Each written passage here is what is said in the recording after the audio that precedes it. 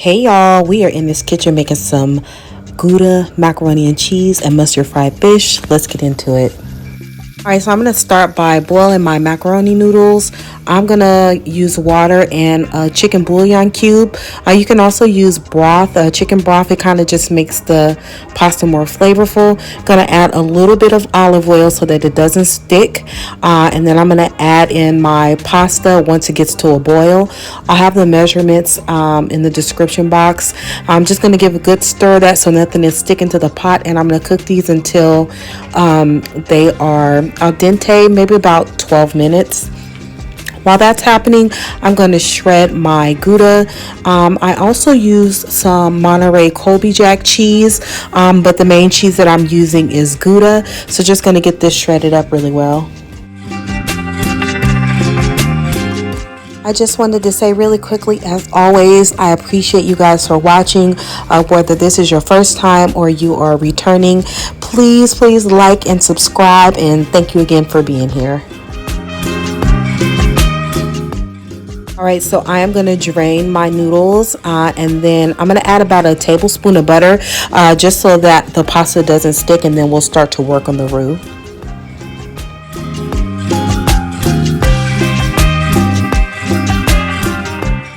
Alright, so next up we're going to work on our roux. I have my heat on medium. Going to melt this butter down, 1 stick of butter, and then I'm going to add in a tablespoon of flour. Going to combine the two and let this cook for maybe a minute just to cook that flour.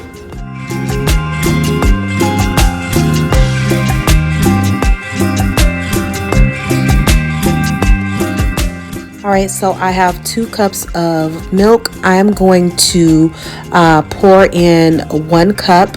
You want to bring your temperature down so that you don't curdle the cheese. And as soon as I add that milk and stir it in, I'm going to add both of the cheeses. And then I'm going to add in a block of cream cheese as well.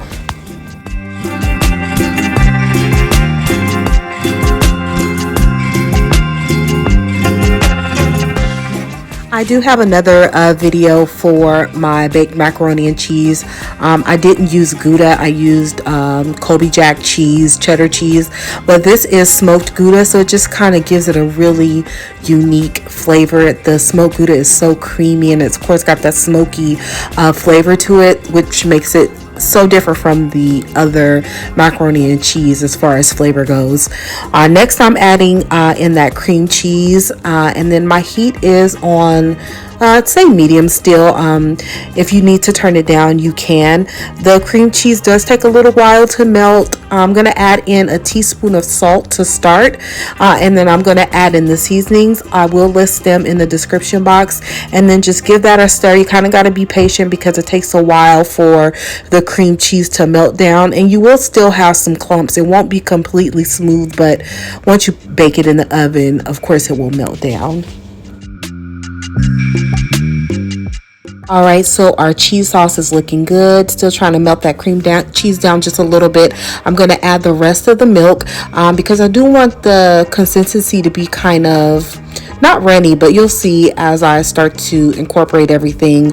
I don't want it to be super thick, so just going to mix this around. And I did taste it. I seen that I needed a little more salt, so I did add another half a teaspoon. You can season to your preference.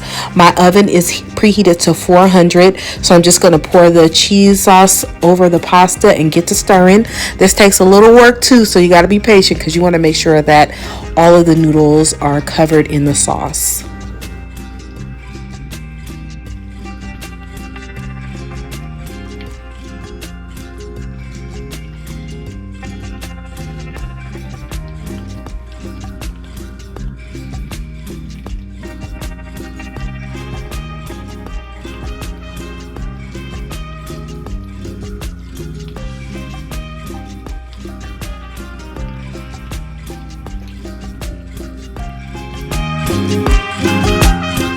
Alright, so I have a cake pan that is buttered. So I'm just going to add in the macaroni. and make sure I fill it all the way up. And then I did reserve a little bit of that cheese, and I'm going to just top it with the cheese, and I'm going to bake this uncovered for 20 minutes on 400, and then the last 2 minutes I will turn it on broil. And make sure you're watching it, stay close to the oven, keep your oven light on because you don't want it to burn. But I'm gonna let that just go on broil for about, I'd say, a minute or two, just to get that cheese nice and bubbly and crispy.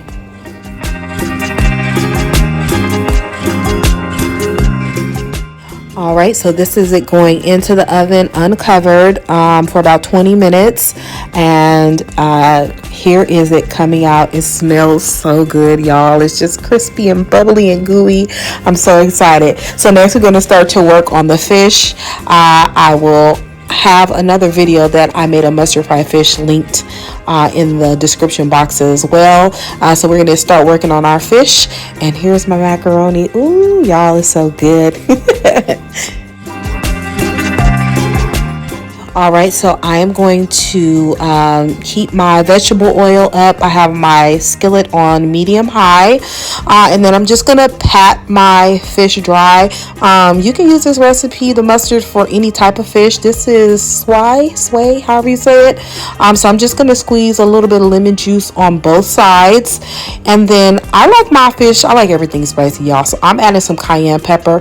Normally I would add all the seasonings, but I am using seasoned fish fry, so I'm not going to put any additional salt because y'all know that stuff is salty. So I'm going to add that on there, but you can use, I recommend the unseasoned one. It wasn't available to me, so I just got what they had available. But I'm going to put mustard on both sides of my fish. This enhances the flavor. It also binds the seasonings and the fish fry to the fish, and it's just something that I absolutely love. Y'all, get the regular unseasoned fish fry because this is too salty, to be very, very honest. So I didn't put any salt. I just seasoned it on both sides. Make sure I kind of patted the cornmeal mixture into the fish so that it sticks. And then I'm going to do a little test of my oil to make sure that it's bubbling when I put that cornmeal in there. So I just sprinkled a little bit on there.